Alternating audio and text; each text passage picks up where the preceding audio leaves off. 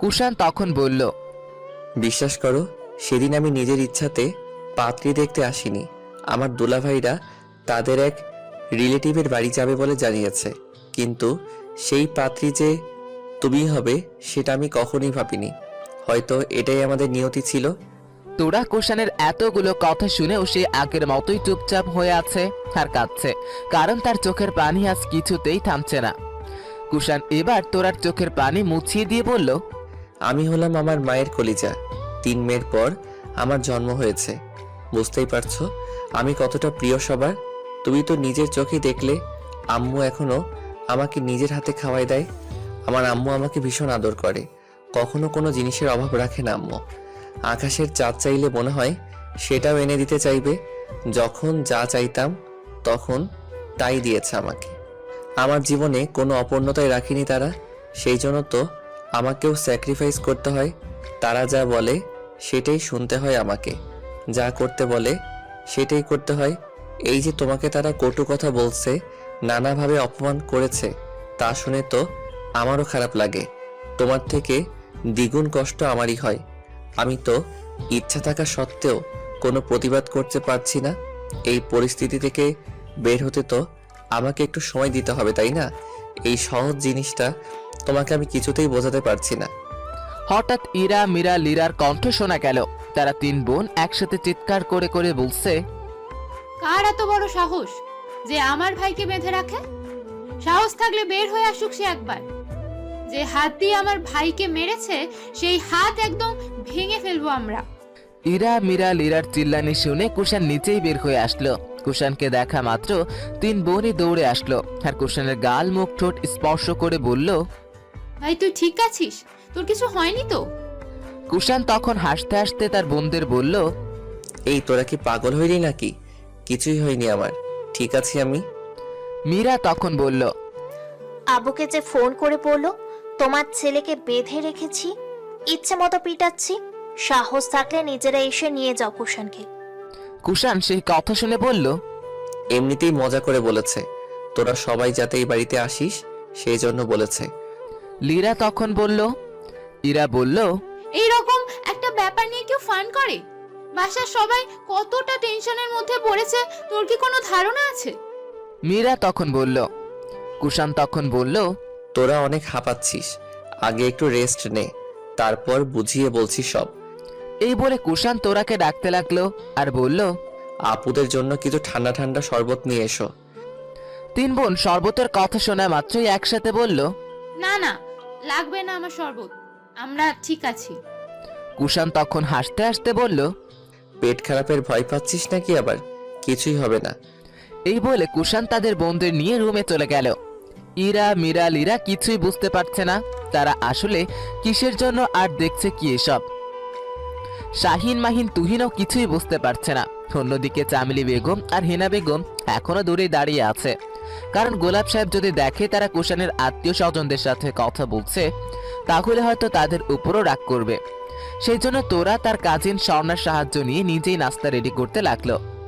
কিছুক্ষণ পর কামিনীও চিল্লাতে চিল্লাতে তোরাদের বাড়িতে প্রবেশ করলো, কিন্তু কামিনী যখন দেখলো কুষাণ সুস্থ সবল অবস্থায় দাঁড়িয়ে আছে, তখন তিনি এগিয়ে এসে বললেন, বাবা, কি দেখছি এসব? তুই তো দেখি ঠিকই আছিস, তোকে নাকি ওরা বেঁধে রেখেছে। কোথায় মেরেছে বাবা? এই বলে কামিনীও কুষাণের গালমুখ স্পর্শ করতে লাগলো। কুষাণ তখন তার মাকে বোঝাতে লাগলো যে তার কিছুই হয়নি। কুষাণের এমন কথা শুনে কামিনী রেগে আগুন হয়ে গেল আর চিল্লাতে চিল্লাতে বলল, এটা কি ধরনের মজা বাবা? শুনে তো আমার জানটাই বের হতে ধরেছিল। কুষাণ তখন বলল, তোমরা আমাকে নিয়ে সবাই যেভাবে অস্থির হচ্ছ, মনে হচ্ছে দুনিয়ায় আমি একমাত্র আদরের সন্তান। এভাবে মনে হয় আর কারো বাবা মা আদর করে না। কামিনী সেই কথা শুনে বলল, এভাবে বলছিস কেন বাবা? তুই তো আমাদের সবার চোখের মণি, তুই হলে আমাদের বংশের একমাত্র প্রদীপ। কুষাণ তখন কামিনীকে সোফায় বসিয়ে বলল, আম্মু, স্থির হয়ে বসো প্লিজ, আমার কথাগুলো একটু মনোযোগ দিয়ে শোনো।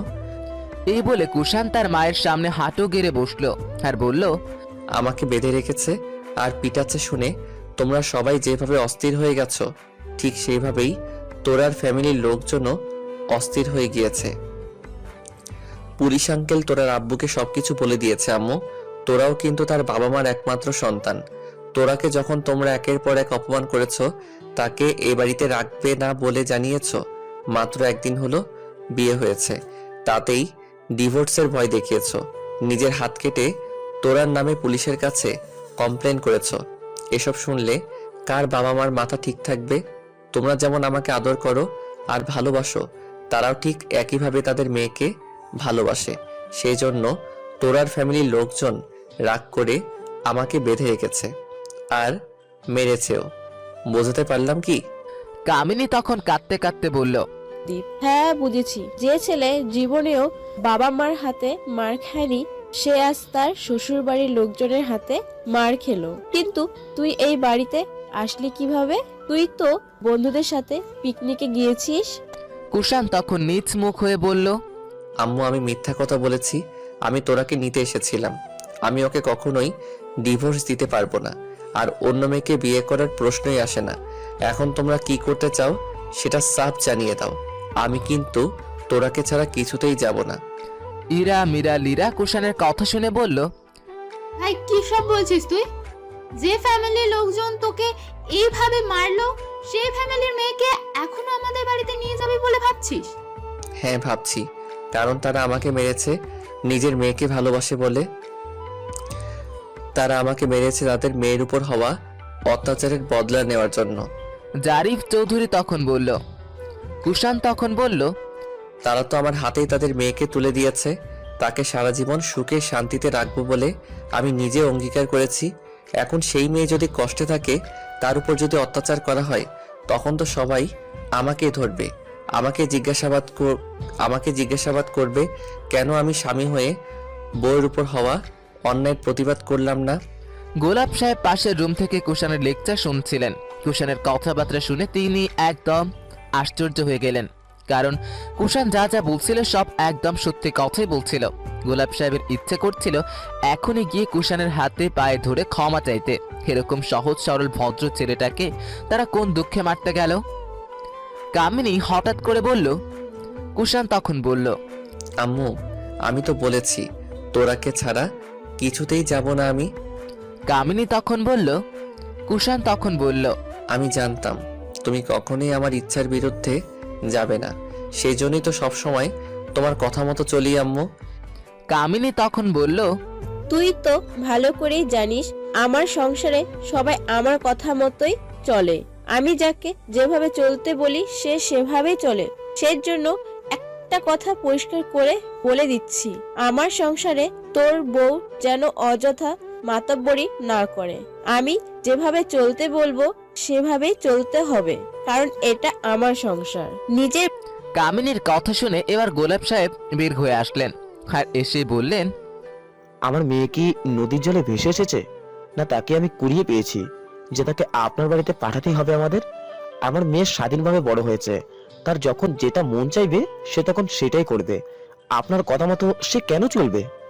কামিনী তখন বলল, নিজের বাড়িতে যেভাবে চলেছে স্বামীর বাড়িতে গিয়ে কি সেভাবেই চলবে? আপনি বাবা হয়ে মেয়েকে শিখিয়ে দেবেন, তা না করে উস্কানিমূলক কথা বলছেন। আমি কোনো অযৌক্তিক কথা বলছি না।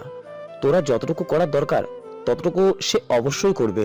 শ্বশুর শাশুড়িকে দেখাশোনা করবে, ননদদের দেখাশোনা করবে, রান্না বান্নায় হেল্প করবে, সব করবে। এসব করতে তো মানা করছি না, কিন্তু এসবের বাইরে তো তার নিজের একটা স্বাধীনতা আছে। আমি তো শুনেছি আপনি সাফ জানিয়ে দিয়েছেন যে সে রান্নাঘরের আশেপাশে না যেতে পারে। কখন কি রান্না হবে সে আপনার কথা মতোই হবে।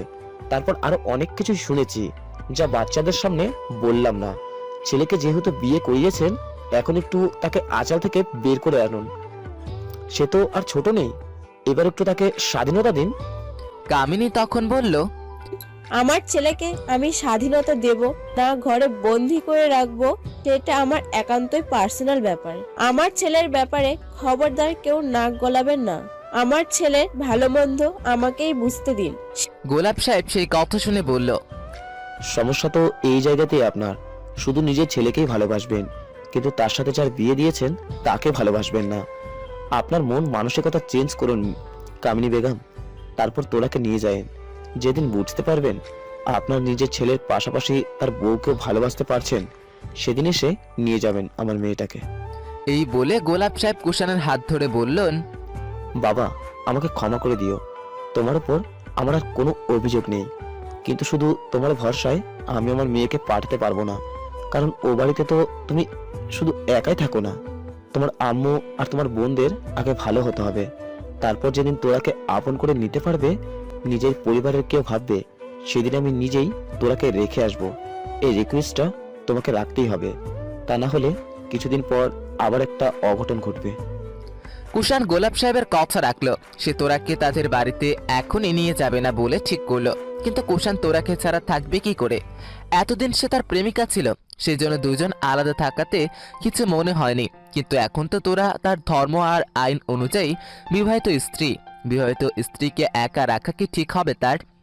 গোলাপ সাহেব কুষাণকে চুপচাপ থাকা দেখে বলল, কি হলো বাবা, বলো কিছু। তবে আমি তোমাকে আরেকটা অপশন দিতে পারি, যদি তুমি চাও অপশনটা গ্রহণ করতে পারো। কুষাণ গোলাপ সাহেবের কথা শুনে ওনার দিকে তাকালো আর ভাবতে লাগলো। কি অপশন দিতে চাচ্ছে? গোলাপ সাহেব কুষাণের কিছু বলার আগেই গোলাপ সাহেব বলল, তুমি চাইলে তোরার সাথে আমাদের বাড়িতে থাকতে পারো। গোলাপ সাহেবের মুখে এরকম প্রস্তাব শুনে কামিনী তেলে বেগুনে জ্বলে উঠলেন। তিনি তখন উচ্চস্বরে বললেন, সেই থেকে ভুলভাল বকে যাচ্ছেন গোলাপ সাহেব। আমরা মানবতার খাতিরে কেউ কিছু বলছি না, কিন্তু এবার আর চুপ করে থাকতে পারলাম না। আপনি এত বড় সাহস কোথায় পেলেন? কোন সাহসে আমার ছেলেকে নিজের বাড়িতে রাখতে চাচ্ছেন? গোলাপ সাহেব কামিনীর এমন মেজাজ দেখে হেসে উঠলেন আর বললেন, এত জ্বলছেন কেন বিআইন? আপনার কথা শুনে মনে হচ্ছে ঘর জামাই শব্দটা আপনারা প্রথম শুনলেন। আপনার তিনজন জামাই তো ঘর জামাই থাকে, শুনেছি তাদের দিয়ে ঘরের রান্না বান্না থেকে শুরু করে ঝাড় দেওয়া, মেঝে মোছা করা, এমনকি কাপড় ওয়াশ করে নেন। আর এখন শুনতেছি আপনার হাজবেন্ডও ঘর জামাই থাকে। তাহলে কুষাণ আমাদের বাড়িতে ঘর জামাই থাকলে সমস্যাটা কোথায়? আমরা অবশ্য আপনাদের মতো এতটা পাষাণ নই, কুষাণকে আমরা জামাই আদরেই রাখবো। কামিনী গোলাপ সাহেবের কথায় কান না দিয়ে কুষাণের কাছে দৌড়ে গেল আর বলল, বাবা, তোর আর বাবা এসব কি বলছে? আর তুইও তবু কিছু বলছিস না? তোকে আমার থেকে আলাদা করতে চাইছে, আর তুই চুপচাপ শুনছিস শুধু। এই তোর মায়ের প্রতি ভালোবাসা? তুই কি এখন আমাদের সাথে যাবি না? এভাবেই থাকবি? ক্লিয়ার করে বলে দে তো সবাইকে এটা।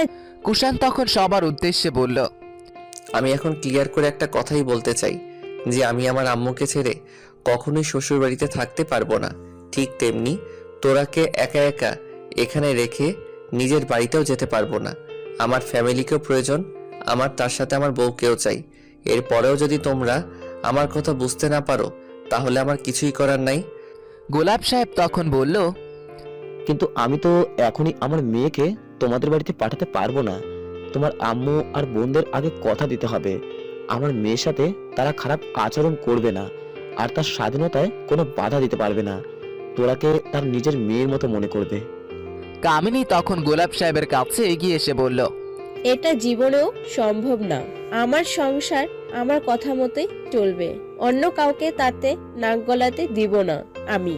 আর আপনার মেয়ে কখনোই আমার মেয়ে হতেই পারবে না। পর কখনো আপন হয় না, এটা নিশ্চয়ই জানেন আপনি। গোলাপ সাহেব তখন বলল, তাহলে আমরাও আমাদের মেয়েকে পাঠাবো না। কামিনী তখন বলল, আপনি, সেটা আপনাদের ব্যাপার। আপনাদের মেয়ে না গেলেও চলবে আমাদের। কামিনী আর গোলাপ সাহেব একদম কাছাকাছি গিয়ে তর্কাতর্কি করতে লাগলো। কেউ এক চুল ছাড় দিতে রাজি নয়। কুষাণ হঠাৎ চিৎকার করে বলল, তোমরা এবার থামবে প্লিজ। আমাকে নিয়ে তো সবার প্রবলেম, তাই না? তাহলে আমি আর থাকি না। না, আমি আমার নিজের বাড়িতে থাকতে চাই, না শ্বশুর বাড়িতে। না আমার মায়ের দরকার আছে, না আমার বউয়ের। আমার কারো প্রয়োজন নাই। এই বলে কুষাণ চলে যেতে ধরল। কুষাণকে চলে যাওয়া দেখে তোরা দৌড়ে চলে গেল কুষাণের কাছে আর বলল, কুষাণ কই যাচ্ছ? আমাকেও নিয়ে যাও। কামিনী এবার নিজেও এগিয়ে গিয়ে বলল, বাবা কুষাণ, মাকে রেখে কোথায় যাবি? কুষাণ কারো প্রশ্নের কোনো উত্তর না দিয়ে সত্যি সত্যি বেরিয়ে পড়ল। তার আর ইচ্ছে করছে না কারোর সাথে কথা বলতে। তোরা কোনো উপায় না দেখে দৌড়ে গিয়ে কুষাণের হাত ধরে বলল, আমিও যাব তোমার সাথে। কুষাণ সেই কথা শুনে তোরার দিকে তাকিয়ে বলল, আমি কোথায় যাব সেটা তো নিজেই জানি না, হয়তো রাস্তায় রাস্তায় ঘুরে বেড়াতে হবে। আমিও তাহলে তোমার সাথে রাস্তায় রাস্তায় ঘুরবো, যেখানে তোমার পরিবারেরও কেউ থাকবে না আর আমার পরিবারেরও কেউ থাকবে না, যেখানে আমরা দুইজন স্বাধীনভাবে থাকতে পারবো। কুষাণ সেই কথা শুনে তোরার হাতে হাত মিলিয়ে বলল। হ্যাঁ চলো দেখি কি আছে আমাদের ভাগ্যে। কামিনী তখন দৌড়ে গিয়ে কুষাণকে আটকালো আর বলল। বাবা কই যাচ্ছিস? কুষাণ তখন বলল। দেখি কোন দিকে যাওয়া যায়। কামিনী তখন বলল। কি বলছিস এসব? আমি তোমাকে ছাড়া কি করে থাকবো? কুষাণ তখন বলল। তাহলে তুমিও চলো আমাদের সাথে, না খেয়ে আর না শুয়ে রাস্তায় রাস্তায় ঘুরে বেড়াবো। কামিনী তখন বলল। ঠিক আছে বাবা, আমি গোলাপ সাহেবের শর্ত মেনে নিলাম, তবুও তুই আমাকে এভাবে একা করে দিস না। তোরাকে নিয়ে আমাদের বাড়িতে চল। কুষাণ তখন বলল। এসব আমাকে বলে হবে না আম্মু, তোরার বাবাকে গিয়ে বলে আসো তাদের মেয়েকে তারা কি কি শর্তে আমাদের বাড়িতে পাঠিয়ে দেবেন। ইরা মিরা লিরা হঠাৎ কামিনীর কাছে এসে বলল। আম্মু কি করছো কি? তুমি কি পাগল হয়ে গেলে? এই মেয়েটার কথা মতো কি এখন আমাদেরকে চলতে হবে? কামিনী তখন বলল। তাছাড়া যে আর কোনো উপায় নেই, আমি আমার ছেলেকে এভাবে হারাতে পারবো না। আমার একমাত্র আদরের ছেলে সে। আমি থাকবো রাজপ্রাসাদে আর সে রাস্তায় রাস্তায় ঘুরে বেড়াবে? ইরা তখন বলল। তাহলে আমরা কি তোমার আদরের মেয়ে না? মীরা তখন বলল। আমাদের কি তোমার সন্তান মনে হয় না? লিরা তখন বলল। কামিনী তার মেয়েদের এমন প্রশ্ন শুনে চিৎকার করে বলল। তোরা প্লিজ থামবি এবার? আমার মাথায় কিন্তু ভীষণ রকমের গরম আছে, প্লিজ। আর তোরা গরম করিস না আমার মাথাটা। জামাইদের নিয়ে তোরা বাড়ি চলে যা, আমি কুষাণ আর ওর বউকে নিয়ে পরে আসতেছি। ইরা মিরা লিরা তার মায়ের এমন কথা শুনে ভীষণ মন খারাপ করলো। তারা আর এক মুহূর্ত দেরি করলো না। শাহিন মাহিন আর তুহিনকে রেখেই তোরাদের বাড়ি থেকে বের হয়ে গেল। কামিনী এবার গোলাপ সাহেবের কাছে এসে বলল। বিআই সাহেব, আমার মেয়েদের ব্যবহারের জন্য দুঃখিত। আমাদের তোরার সাথে এমনটা করা মোটেও উচিত হয়নি। এবারের মতো পাঠিয়ে দিন তোরাকে। এখন থেকে তোরা আমাদের বাড়িতে তার নিজের বাড়ির মতোই থাকবে, যেহেতু তোরা কুষাণের বউ আর কুষাণ আমাদের একমাত্র ছেলে। সেই হিসেবে আমাদের সংসারে তোরার পূর্ণ অধিকার আছে। আজ থেকে সে আমাদের বাড়িতে আমার মেয়ের মতোই থাকবে। গোলাপ সাহেব সেই কথা শুনে বলল। আচ্ছা ঠিক আছে বিআইন, আপনি যে আপনার ভুলটা বুঝতে পেরেছেন এটাই অনেক। আর আমাদের ব্যবহারে কষ্ট পেয়ে থাকলে ক্ষমা করে দেবেন বিআইন। তোরা আমাদের একমাত্র মেয়ে, সেজন্যই ওকে নিয়ে আমাদের ভীষণ দুশ্চিন্তা হয়। থাকবে ওকে বিআই সাহেব। আসলে তোরাও যেমন আপনার একমাত্র আদরের মেয়ে, তেমনি কুষাণও আমার একমাত্র আদরের ছেলে। এদের জন্য যে আমরা কতটা ভাবি ওরা নিজেরাও সেটা জানে না। আমার ছেলেকে আমি বড্ড ভালোবাসি বিআই সাহেব, তার জন্য আমি সবকিছুই করতে পারি। কামিনীর এমন কথা শুনে চামেলি হিনা বেগমকে ফিসফিস করে বলল। ব্যাপার কি আম্মা? কামিনী এত সহজে কিভাবে নত হলো? এর পেছনে আবার অন্য কোনো রহস্য নাই তো? যদি ওরা তোরার কোনো ক্ষতি করে? হিনা সেই কথা শুনে বলল। না না, কিছু করতে পারবে না। আমাদের জামাই বাবাজি ঠিক আছে। ইস, এমন নাতে জামাই তো চাইছিলাম আমি। পরিস্থিতি যেমনই হোক না কেন বউকে ছাড়বে না। দেখলেই কিভাবে কামিনীকে হ্যান্ডেল করলো। চামেলি তখন বলল। আল্লাহ, আমার মেয়েটাকে বাঁচাও আল্লাহ। এই কালনাগিনীরা যেন সত্যি সত্যি ভালো হয়ে যায়। কুষাণ তার মায়ের কথা শুনে দৌড়ে এসে জড়িয়ে ধরল আর বলল। আমিও তোমাকে অনেক ভালোবাসি আম্মু। আমার ব্যবহারে যদি তুমি একটু কষ্ট পেয়ে থাকো প্লিজ মাফ করে দিও। বিশ্বাস করো আমি তোমাকে কখনোই কষ্ট দিতে চাইনি। পারি। ঠিক আছে বাবা, এখন চল বউকে নিয়ে। এই বলে কামিনী নিজেই তোরার হাত ধরল। তিনি এক হাতে তোরাকে আর অন্য হাতে কুষাণকে নিয়ে সবার থেকে বিদায় নিয়ে বেরিয়ে পড়লেন। কামিনীর এমন রূপ দেখে সবাই ভীষণ আশ্চর্য হলো। গোলাপ সাহেব খুশিতে গদগদ হলেও চামেলি বেগম খুশি হতে পারলেন না। তিনি শুধু ভাবতে লাগলেন, একজন ডেঞ্জারাস মহিলা কি করে এক সেকেন্ডের মধ্যে পাল্টে যেতে পারে? তোরার চাচি বিড়বিড় করে বলল। এতই কাণ্ড কারখানা ঘটালোই তোরা, আল্লাহ জানি আরো কত কাহিনী দেখাবে সে। স্বর্ণা তা শুনে বলল। স্বর্ণার আম্মু সেই কথা শুনে মুখ ভেঙচিয়ে বলল, মেয়ের মতো, মেয়ে তো নয়। এই বলে তিনি তার রুমে চলে গেলেন। স্বর্ণা আর সায়ক দুজনেই খুশি হলো যে তোরা আবার তার শ্বশুর বাড়ি চলে গেল। এবার তোরা নিশ্চয়ই আর কোনো অঘটন ঘটাবে না, কারণ কামিনী যদি বাড়াবাড়ি না করে তাহলে তোরাও আর অতিরিক্ত কিছুই করবে না, কারণ তোরাকে তারা ভালোভাবেই চেনে।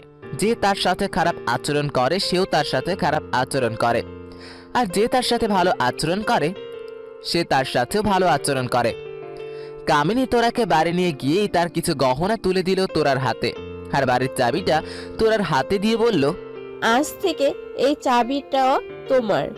তোরা কামিনীর এমন ব্যবহারে সত্যি আশ্চর্য হলো। সে বুঝতে পারছে না এটা কি কামিনীর অভিনয় না সে সত্যি সত্যি ভালো হয়ে গেছে। তোরাকে চুপচাপ থাকা দেখে কামিনী বলল, কি হলো, তোরা অবাক হয়ে যাচ্ছ নাকি? অবাক হওয়ার কিছুই নেই। এসব কিছু আমি করছি শুধুমাত্র আমার কুষাণের জন্য। আমি ভাবতেও পারছি না কুষাণ তোমাকে এতটা ভালোবাসে। তোমার জন্য সে সবকিছু ছেড়ে দিয়ে রাস্তায় থাকতেও রাজি। সত্যি তুমি জাদু জানো তোরা। একদিনে কিভাবে আমার ছেলেকে বশ করে ফেলেছো। তোমার তোরা কামিনীর কথা শুধু শুনছে, কিন্তু সে কিছুতেই বলতে পারছে না। মনে হচ্ছে তার ঠোঁট দুটো কেউ যেন সুপার গ্লু দিয়ে আটকিয়ে দিয়েছে, সেজন্য সে কথা বলতে পারছে না। কামিনী এবার তোরার হাত ধরে বলল, তোমার কাছে একটাই অনুরোধ, আমার ছেলেটা শুধু যত্ন নিবে। আজ থেকে সম্পূর্ণভাবে ওকে আমি তোমার হাতে ছেড়ে দিলাম। ওর যেন কোনো অযত্ন না হয়। আমার কুষাণ কি কি খেতে পছন্দ করে, কিভাবে চলাফেরা করে, কখন কোন ড্রেস পরে, কখন কি করে, সব রুটিন করা আছে। রুটিন অনুযায়ী আজ থেকে তুমি ওর খেয়াল রাখবে। এখন রুমে যাও, ছেলেটা আমার একা একা আছে।